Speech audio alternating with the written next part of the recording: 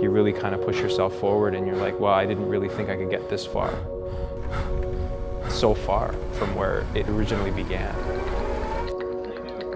This is first time ever shown. Shall we do it? Cubicle Studios. Cubicle Studios. Let's do it. This is it. I moved to Toronto in 1993. Soon I just realized there was something that was calling me. Basically, I just found myself kind of inviting a lot of friends over that I met in college, and we just started recording techno. From that point, I knew that that was the direction I wanted to go in. Okay, well, Let's do it. let's go make some music. I met Arthur at a little record shop I was running on Queen Street.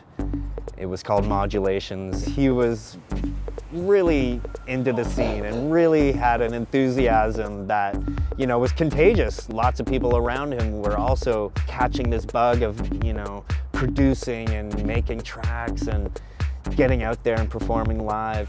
Yeah, it does. It shortens the decay of the snare. And also lengthens the decay of the kick drum.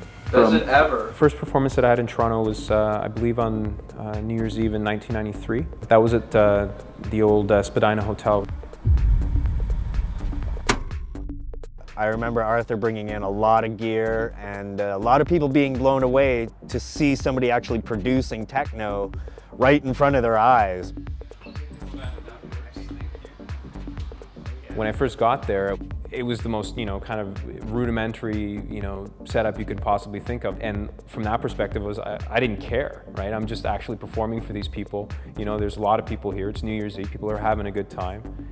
And yeah, it was an amazing night. To remember, it was a very cool space. It was a really good time to be, you know, on the ground floor, actually in the basement floor of that whole scene for Arthur.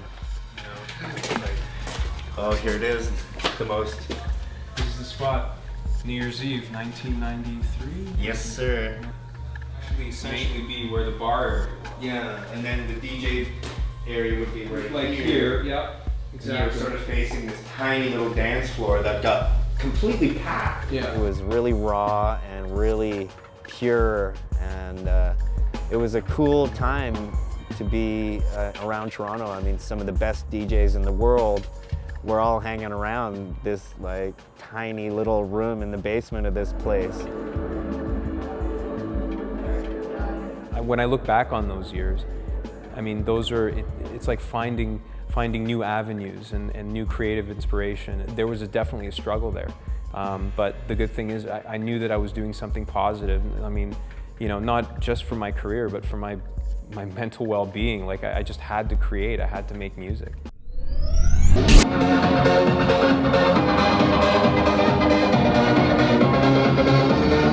During the mid-90s, I would say that there was a lot of different types of music.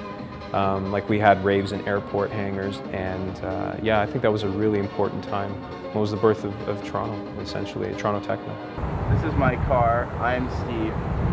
I'm the driver. Every piece of equipment under the sun is in this car. And we're gonna have one hell of a time in Kitchener, Ontario, doing the show. In, say, 1999, we saw more kind of a movement into the club scene. Around that time, I think it was a really kind of strange time too, because it was like the big party thing, it started to crumble, everything started to go into clubs and like smaller spaces, and nobody was throwing big massive raves anymore. All those companies were just kind of disintegrating.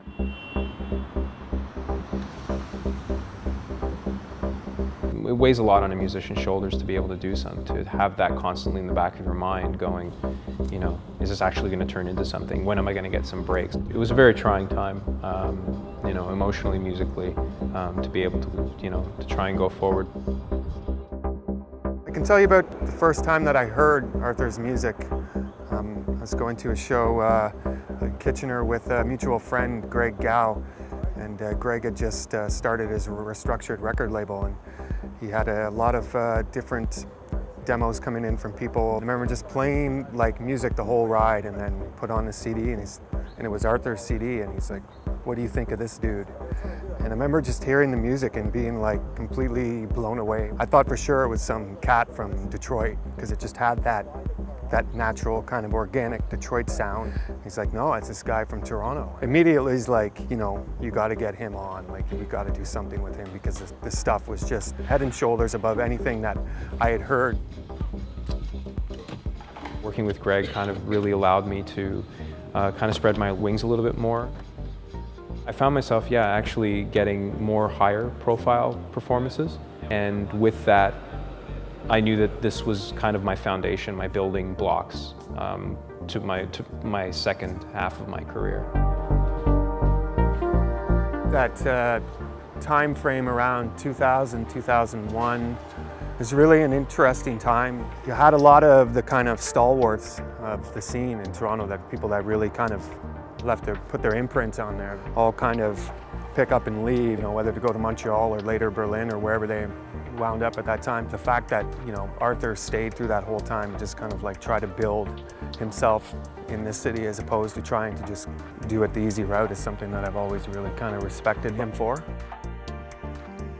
I would say 2005 was where things really took off. I had signed a deal with a Detroit record label, and I started working with Beretta Music as well. There was no other recourse for me. I was going straight ahead. Like, I was, you know, pouring everything I had into this.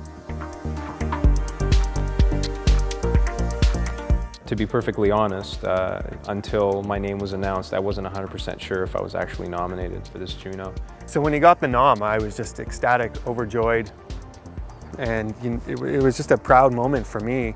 And then I immediately recalled, you know, that gig back in 2000, 2001 at AudioWorks, where, you know, there was this guy that, you know, I just kind of met, I just heard his music, and like was there hauling all his gear, like expensive, rare gear, out onto Queen Street at, you know, 3 in the morning with, you know, a smile on his face from playing this small gig. It was like, yeah, that's why he's got the nomination. He's never stepped on anybody's toes. It's almost as like it's disgusting how good he is. When we went to his party for that, everyone was there to support him. Even he was blown away by the amount of people who came. I think everyone, they were blown away that he got it, but they weren't blown away because they know he deserves it.